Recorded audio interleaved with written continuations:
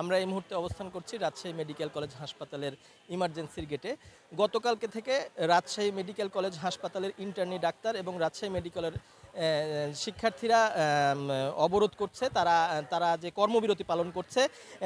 আমরা চিকিৎসকদের সঙ্গে ইন্টার্ন চিকিৎসকদের সঙ্গে কথা বলে যেটা জানতে পেরেছি যে তাদের দাবি ম্যাথসের যারা আছে, ম্যাথস থেকে যারা পাশ করা শিক্ষার্থীরা আছে তারা নিজেদের নামের পাশে ডাক্তার নামটি সংযুক্ত করতে চাচ্ছে। এই নিয়ে এইটারই প্রতিবাদে রাজশাহী সারা দেশের চিকিৎসকরা ক্ষুব্ধ প্রতিক্রিয়া ব্যক্ত করেছে এবং তারা বলছে যে শুধুমাত্র এমবিবিএস ডাক্তার যারা তারাই শুধুমাত্র নামের সামনে ডাক্তার ব্যবহার করতে পারবে, অন্যদেরকে দেওয়া হলে তারা এটা মানবে না, চিকিৎসকরা এটা মানবে না। তো আর এদিকে ম্যাথসের শিক্ষার্থীরা যেটা জানিয়েছে যে তারা লেখাপড়া করেছে, তারাও এক জায়গায় ইন্টার্নি করেছে, উপজেলা স্বাস্থ্যকেন্দ্রগুলো নিয়ে ইন্টার্নি করেছে। তারা যদি এই মুহূর্তে যদি তাদেরকে কাজ করতে দেওয়া হয় তাহলে প্রান্তিকের যেসব রোগীরা আছে, সাধারণ রোগীরা আছে, তাদের চিকিৎসা ব্যয় কমবে এবং তারা সেবা পাবে।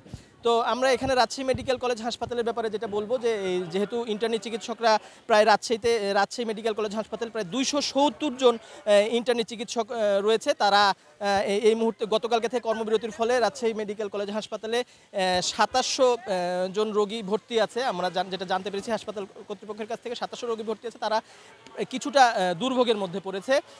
রাজশাহী মেডিকেল কলেজ হাসপাতাল 1200 বেডের, এই হাসপাতালের ম্যান পাওয়ার আছে 500 বেডের, আর হাসপাতালে ভর্তি থাকে রোগী প্রত্যেক দিন 2000 থেকে 3000-এর মধ্যে।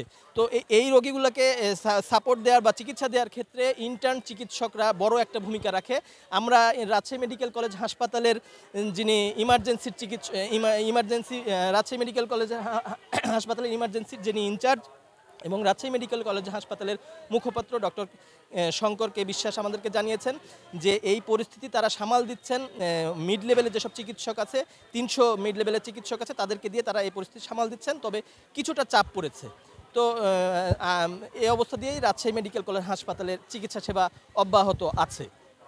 এই ছিল আমার কাছে রাজশাহী মেডিকেল কলেজ হাসপাতালের সর্বশেষ পরিস্থিতি।